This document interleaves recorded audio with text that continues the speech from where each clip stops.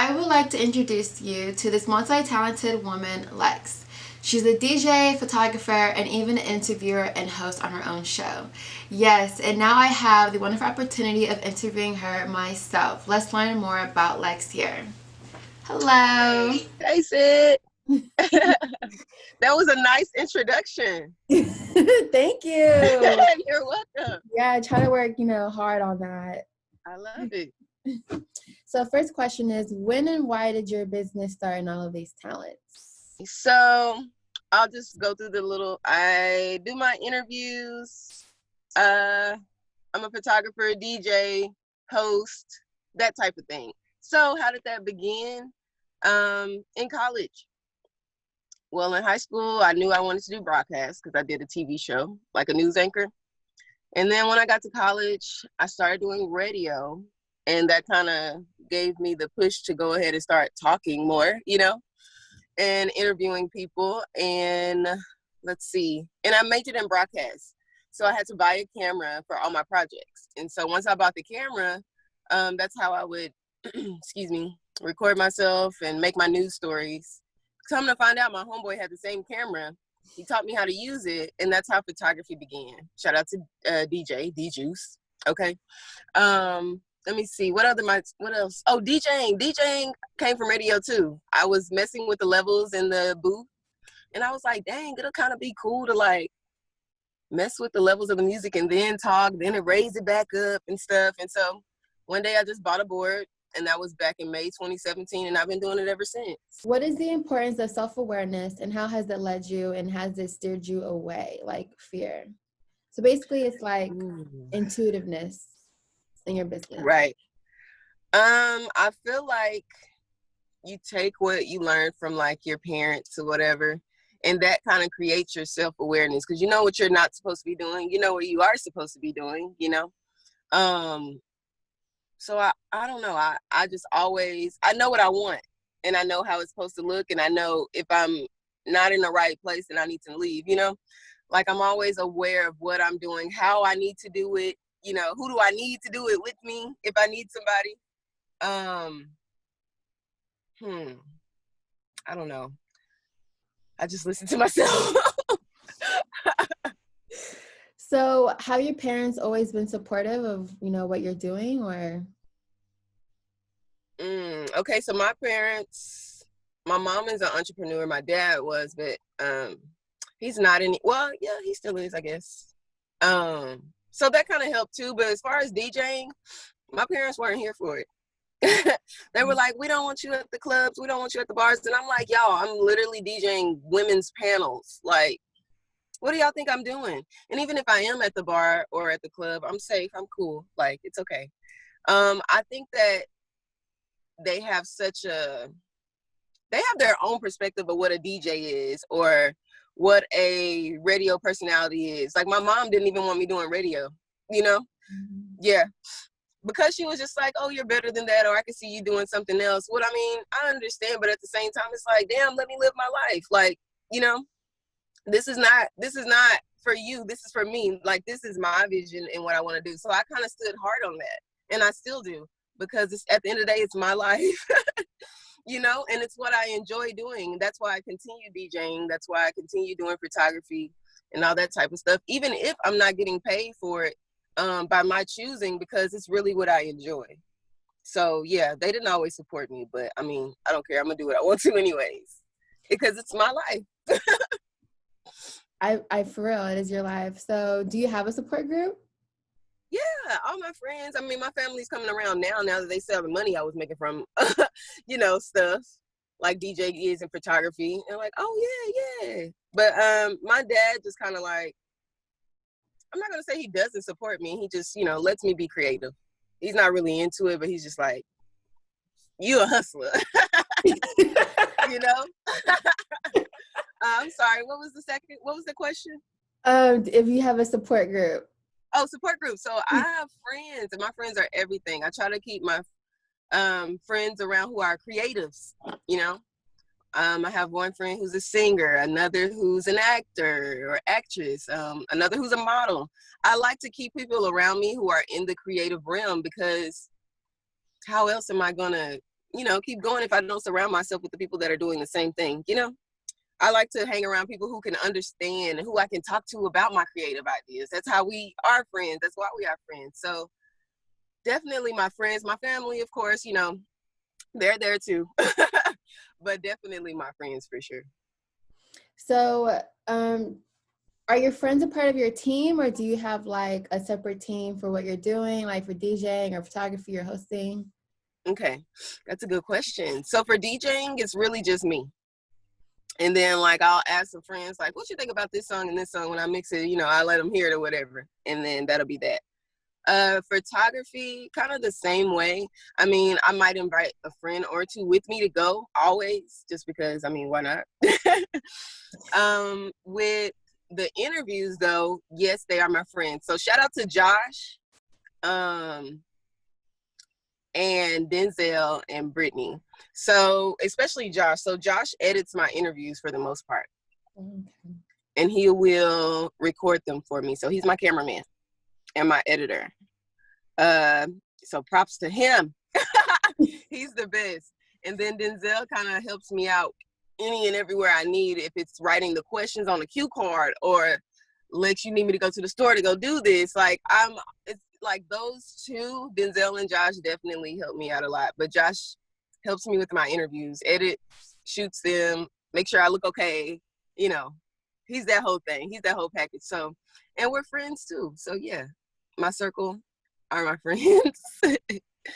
So I know like a lot of people are like, they're scared to ask people to be a part of their vision, like how did you get your friends of all people to like believe in your vision? Because sometimes also like trustworthiness too, like will they take my idea and run it with it, So that's a good question. You know what? Thankfully, I've never really had to deal with that. Not really. I mean, I feel like all the people that came into my life at a specific time, even if they aren't here now, I never really had to worry about that. I never had to worry about someone trying to steal my idea or, take my name or, something like that. I feel like all the people that I've surrounded myself with have been genuine. And if they're not here in my life right now, they were definitely in my life for a reason, So thankfully, oh my goodness, I never had to worry about that. And I feel like if I did have to worry about it, that person wasn't my friend. So in terms of like pay, because you're talking earlier about your family didn't start pretty much taking you serious until they saw how much money you're making from photography and like DJing. So how do you price your points for those talents? And what do you do if someone just says like, oh, that's too much? Okay, so I'll start from the beginning. When I first started DJing, I did it for free. Everything I started doing for free. Because who am I? I'm just learning something new. I'm just getting into it. And this is something I enjoy. So in order for me to get better at it, I have to start somewhere, right? So with DJing, I started for free. Like I was working at K104 at the time. And I think Dee Dee was hosting this like scholarship panel for her hairstylist and they needed a female DJ. And I was like, oh shoot, I'll do it. Like, I don't care. Like, and that has led me to get other gigs. So, how do I set my price point? I asked DJs, shout out to DJ Poison Ivy for the Mavericks. She's one of my mentors who kind of helps me gauge my prices. Shout out to Dashe Bates out in San Diego. She's the best. She kind of helped me set my price point too. I feel like it doesn't have to be anything extreme. I mean, of course, yeah, we want to make money from this because this is what we enjoy. But the point is to get booked. You can't be like, oh, I'm $1,000 an hour and you've only DJed 2 gigs. That doesn't even make sense to me. Plus, you have to know what music to play for that gig because how do you know if they're going to ask you to come back? Long story short, I don't set it too high. I do reasonable. And if I know that, how can I say this? If I know that this is like something serious or business-like, I'm probably going to jack up the price. I'm going to raise the price, because now you want me to get X, Y, and Z equipment, whatever. But how do I set my price? That's a good question. And most of these people are friends anyway. So it's not like I give them the friend price, but I just know that I still have a lot more work to do, you know? So I think that's how I set my price point. I still have a lot of work to do, but I do have experience. And what do I say when they say that's too much? Oh, sometimes I just leave it alone. Like a guy wanted me to do his birthday party, and he was saying, okay, I want Beyonce this, that. And I'm like, okay, cool. Here's my price. Boom. And you want to go by the hour when you're DJing, you know? So by the hour, I'm this much. And he takes me back and he was like, oh, I found somebody who's cheaper. And I'm going to go ahead and go with them. No problem. I'm so sorry. I can't go any lower than what I have, because at this point, this is my bare minimum, you know? This is my bare minimum. This is how much I'm worth. And if you can't pay that, I mean, I'm okay with that. I'm okay with that. But now, if you say, if there are gigs that you're getting, so many gigs that are coming in, but you're not getting because you're too much, you might want to reevaluate. But if it's 1 out of like 5, so be it. Somebody's going to pay. I don't feel like, but because DJing's hard work. People forget that DJing photography is hard work. Photography is hard work. It's not only just taking the pictures in the moment, it's editing them when you get home. And oh, that's too much work. And then DJing, it's like, okay, yeah, I'm just playing music, but I had to go download this music. I have to figure out what songs to play for your event, you know? So people forget that it's more of a job that they don't see. So yeah. Sorry, that was long. No, I love it. So when you're hosting, is it easy for you? Is it easier for you than being a DJ and photographer because you have more like experience or passion in it, or? Yeah. Okay, so I will say this. I learned this year that DJing and photography, they're hobbies. They're hobbies. And so, because for a while I was like, well, damn, do I want to be a photographer? Like, am I a DJ? What am I? You know, I do all these things, but what do I really want to do? Interviewing is easier for me because, again, I like to talk. That's what I like to do at the end of the day. And I like to communicate with people and make them feel like they're with their big cousin or little cousin or family member, you know, or best friend. That's how I like to make people feel in general when I talk to them, when I meet them. Hey, girl, how you doing? You know, or that's just how I am. So interviewing people I'm an extrovert. It comes easy. Now, the hard part is the preparation. So what questions am I going to answer? I mean, what questions am I going to ask? Do I have the room set up for this date? Are they scheduled in the right time? You know, is my outfit together? My lashes coming off? You know, those are more like the hard things to deal with. But talking to people, hosting, I actually hosted my first event in March, and it went great. So, I mean, I feel like interviewing is different because it's just me, the camera, and the person, right? And then my friends in the back, whoever supported me. But hosting's different because you're in front of, now that was challenging. Shout out to Lady J who gave me advice on that. That's what's up. It's different because, wow, you're in a live audience. Now, I would say I was nervous for that one, but it went great. I was nervous, but it was still easy because I'm talking. And I don't know, I just relate to people. Okay, so what's the greatest success story thus far? The greatest success story? Yes, ma'am. Oh, man, I think it has to be right now. Okay, so starting from the beginning, high school is when I found out about broadcast. College is when I found out about radio broadcast. Then coming out of college, maybe a year later, I got the job at K104. I worked there for not even a year, like 11 months. And then it's basically now I'm a teacher. So I think people really get inspired. This is just my success story. People really get inspired when they see that I have a 9-to-5 and I'm still out here. I'm like, oh, shoot, I got a DJ gig when I get off. The car is packed up. Like, I got to go home and redo my makeup and change my outfit, you know? Or they see me releasing these YouTube videos for Lex in a Box, and they're like, oh, damn, like, that's what's up. Because when people get off of work, they're tired. Yeah.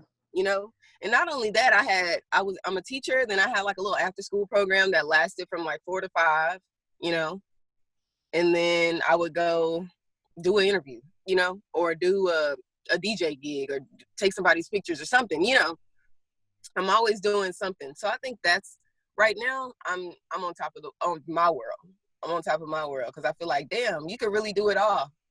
You could really do it all. Even though we're in quarantine, it's still like you still can do it. Who's to say, like you're doing this right now, who's to say we can't do a virtual interview?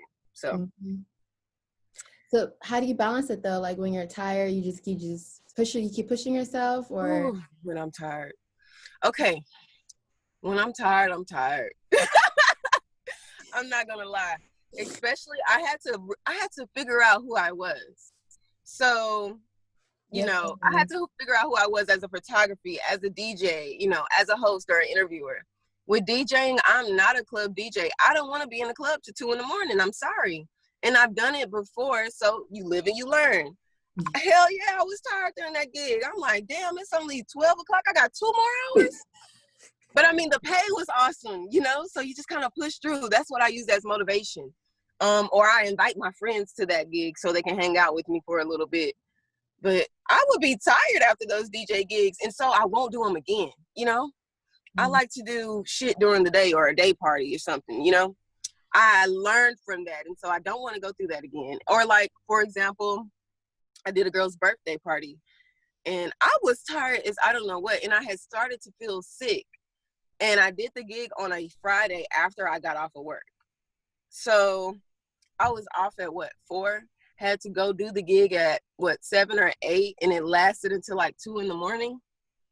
I was tired. So lesson learned, I will never do a gig that late on a weekday because I know I have to work, during the day. So I'm like, I use it as motivation because, I mean, obviously I got paid. And I'm like, okay, well, I'm never doing that shit again. Or, I'm never doing that again because I'm too tired. Or now I know this.